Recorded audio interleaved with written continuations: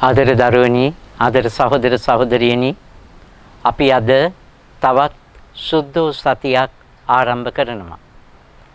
සුද්ධ සතිය ආරම්භ කරන අද දිනය අපි හඳුන්වන්නේ ගොබ් ඉරු දින ලෙසයි.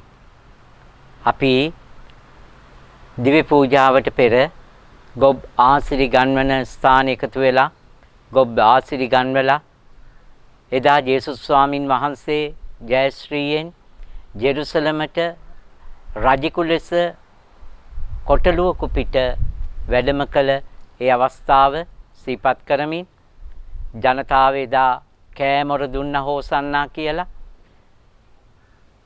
උන්වහන්සේට Tamanගේ ඇඳ සිටි ඇඳුම් ගලවලා පාවඩ දැම්මා.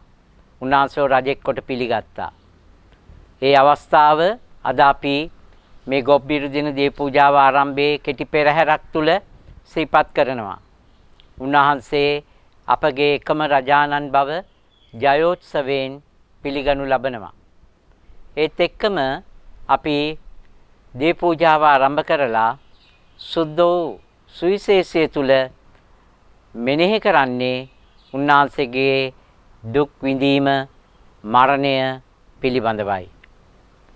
මේ මහා ජයෝත්සවයෙන් ආරම්භ කරපු අපි එකපාරටම උන්වහන්සේගේ දුක් විඳීම මරණයට ඇතුල් වෙනවා.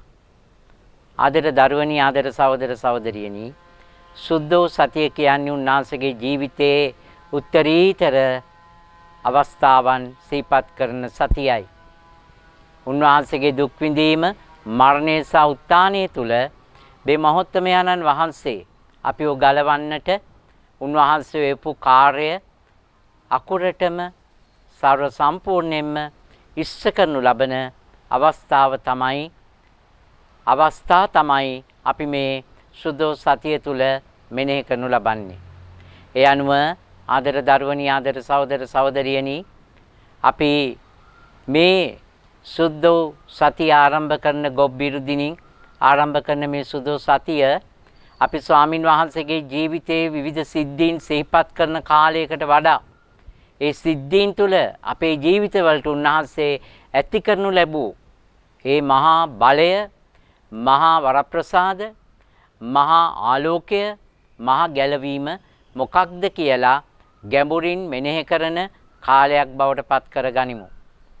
ඒ සෑම දිනකම අපි දේ පූජාවන් වලට සහභාගී වෙමින් උන්වහන්සේ ඒ හැම දිනකම මේ සුද්ධ සතියේ අපට කරන ආරාධනාව තම ජීවිතය තුළින් අපට කරන ඒ ඇරයුම මොකක්ද කියලා අපි අවබෝධ කරගෙන ජීවත් වෙන්නට අවශ්‍ය දේවාශිර්වාද, දේවරප්‍රසාද මේ සුද්ධ සතියේ ලබාගෙන අපි සුද්ධවන්ත ජීවිත ගත කරන පුද්ගලයෝ වෙන්නට උත්සාහ කරමු.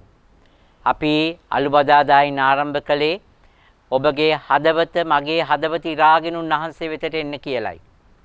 එහෙමනම් අපි දැන් අපේ හදවත් ඉරාගෙන මේ සුද්ධ සතිය තුල සුද්ධවන්ත ජීවිතයකට ඇතුළත් වෙන්න සූදානම්ද කියලා අපි මෙනෙහි කරමින් අපි අද මේ ගොබ් ඉරු දින මේ උතුම් දේව වන්දනාවට, දේව පූජාවට සහභාගී වෙමින් දේව ආශිර්වාද ලබා ගන්නට සූදානම් වෙමු.